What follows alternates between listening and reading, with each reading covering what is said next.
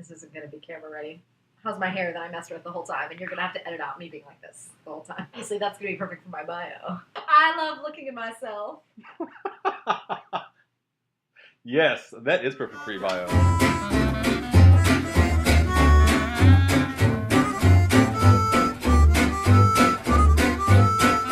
My name is Brandi Lynn Ferrebee. You'll find my Twitter handle is BL Ferrebee. I'm not going to spell it for you. I am 25 years old.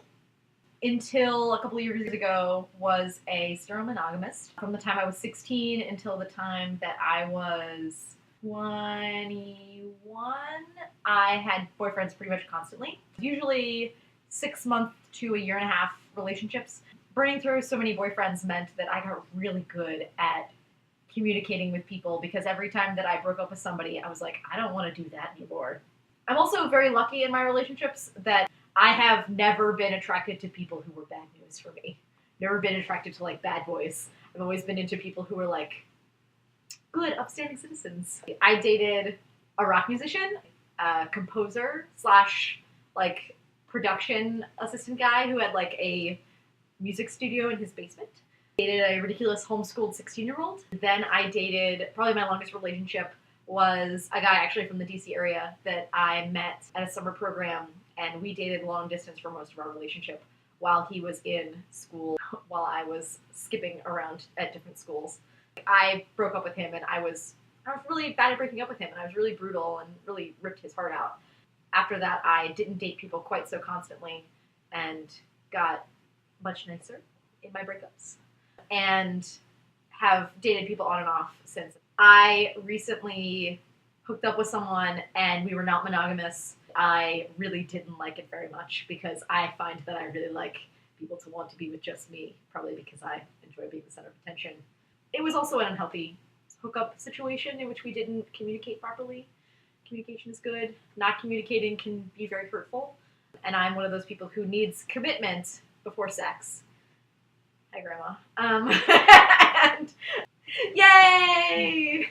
I need commitment before sex. And if I don't get that, I become a raging mess of feelings and confusion. And why don't you love me? My best friend, when she's like, this guy's really bad for me, but this is going to be so interesting. I don't get into those situations because I'm not attracted to men that are bad for me. I get amazing, amazing stories from listening to my best friend talk about what she did that weekend, usually because it is so over the top that I cannot possibly believe that it happened. I got my heart broken a couple of years ago, and it was horrific. And everybody meant well. I feel like that's really bad. Like everybody means really well, and you still can't be together. That can be very hard. Me being on any kind of camera is a slippery slope. I'm not queer. I love queers. I mean, I love queers. I love the gays. This is great. Hi, Grandma. I have gay friends. I have bi friends. I have poly friends. I have trans friends. I probably have an intersex friend that I just don't know that I have an intersex friend. Odds are you have an intersex friend. P.S. Look up the statistics on that. I consider myself to be an ally.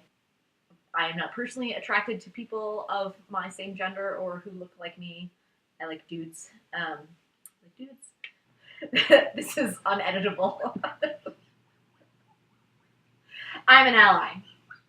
I'm a swing dancer. I also do some other subsets of swing dancing, including Balboa and blues. Swing dancing is really weird because you meet people and you immediately touch them on their backs and hold hands with them. And you trust, usually, especially when I am a woman who's a follow, usually I will dance with men who are leads.